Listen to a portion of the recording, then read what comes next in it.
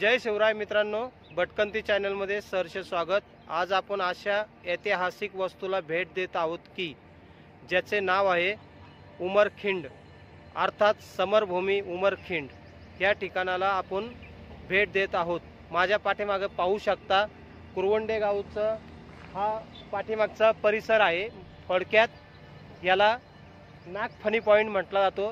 ह्याच्या पाठीमागे कुरवंडी हे गाव आहे। कुरवंडे हे गाव आहे, त्या कुरवंडे घाटातूनच खाली आलं की उमरखिंड लागती। त्याच ठिकाणी आपल्या शिवरायांच्या मावळ्यांनी 2000 मावळ्यांनी करतलब खानाच्या 20,000 सैन्याचा पराभव केला। त्या ठिकाणी आपण चाललो आहोत। तर चला तर जाऊया उमरखिंड अर्थात समरभूमी या ठिकाणाला भेट द्यायला। खोपोलीपाले हायवे मार्गे आल्यावर आपल्याला उमरखिंड म्हणून फाटा लागतो। आता आपण उमरखिंडच्या दिशेने चाललो आहोत। अवघं 2 किलोमीटर अंतरावर उमरखिंड समरभूमी उमरखिंड लागतो। आपणास समोर जो डोंगर दिसतो त्याच्या वरच्या बाजूला अर्थात त्याच्या पाठीमागच्या बाजूला हा मावळ तालुक्याचा परिसर पडतो व त्याच्या खालच्या डोंगराच्या खालच्या साईडला हा रायगड जिल्हा पडतो। ज्या ठिकाणी आता आपण उभे आहोत ते आहे चावणी गावातील उंबरखिंड समरभूमी उंबरखिंड।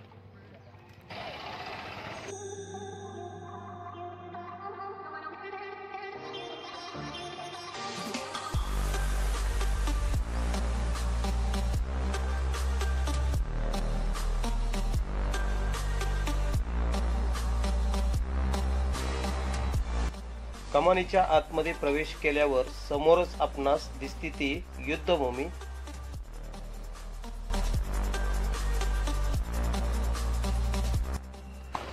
आता आपण ज्या ठिकाणी उभे आहोत आणि समोर जे दिसते तेच समरभूमी उमरखिंड।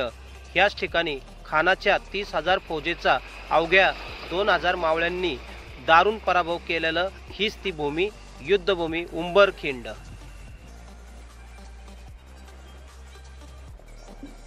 या जागेचं वैशिष्ट्य सांगायचं झालं तर दोन्हीकडे डोंगर रांगा व समोर दिसणारा मावळचा पठार व मध्ये हा जो भाग दिसतो तो नदीचा प्रवाह।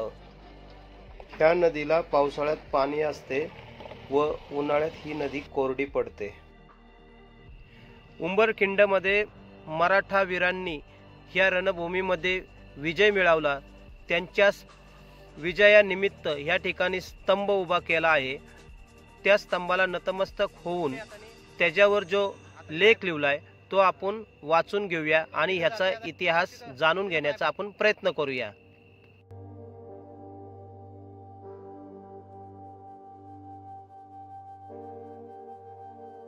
2 फेब्रुवारी 1661 रोजी छत्रपती शिवाजी महाराजांनी करतलब खान व श्री सरदार रायबागन व 30,000 फौजेचा उंबरखिंड ह्या ठिकाणी पराभव केला।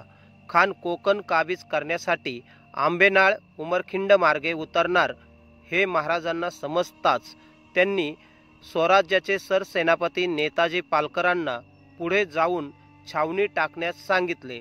स्वराज्याचे सैन्य उंबरखिंडीच्या मार्गात दबा धरून वसले होते। खानाचे सैन्य उंबरखिंडीत उतरले तोच छत्रपती शिवाजी महाराजांनी खानाच्या सैन्यावर हल्ला चढविला। एका बाजूने नेताजी पालकर व दुसऱ्या बाजूने स्वतः शिवाजी महाराज असे कोंडीत पकडून अचानक झालेल्या हल्ल्यामुळे खानाच्या सैन्याची दानादान उडाली।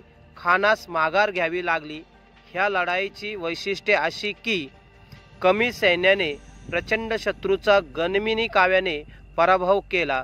छत्रपती शिवाजी महाराजांनी स्वतः एकूण 27 महत्त्वपूर्ण लढायांमध्ये भाग घेतला होता, त्यापैकी ही आहे।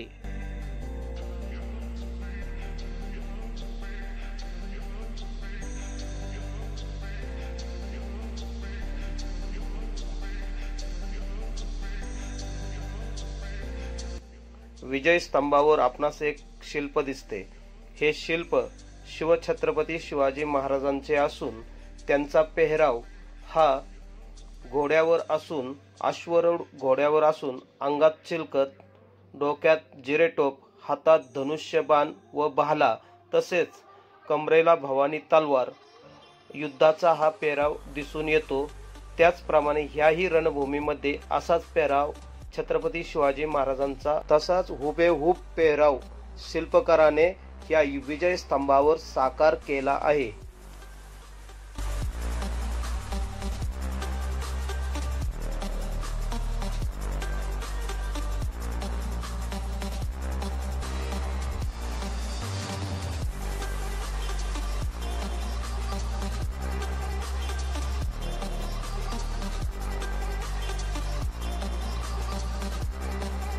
उंबरखिंडीचा विजयाचा बारकाईने विचार केला तर कर्तलब खानाचे सैन्य हे पुणे ते मावळ प्रांताच्या मळवली शेजारील लोहगड मार्गे लोणावळा, कुरवंडे गावातून अंबनेळी घाटातून उंबरखिंड मार्गे तळकोकणमध्ये जाण्याचा मनसुबा होता।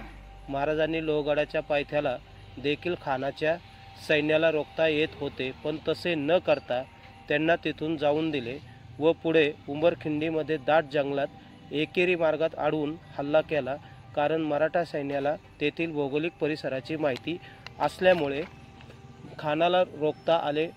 अर्थात आपल्या सैन्याचे नुकसान न होता मुघल सैन्याचा पराभव करता आला व कर्तलब खान हा शरण आला।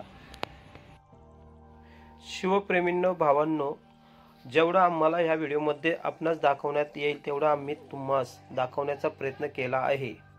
त्या टायमाला ह्या ठिकाणी येण्यासाठी शिवकालीन वाटा होत्या। कुरवंडे गावातून आंबळेरी घाटातून ह्या उमरखिंड ह्या मार्गे येण्याची ही घोडदौडीची वाट अर्थात पाऊल वाट होती। आजही शिवप्रेमी कुरवंडे गावातून पायी ह्या ठिकाणी येतात व ह्या विजय स्तंभाला मानवंदना देतात। मित्रो, या व्हिडिओला सबस्क्राईब करा जेणेकरून आमचे नवनवीन व्हिडिओ आपणापर्यंत पोहोचतील।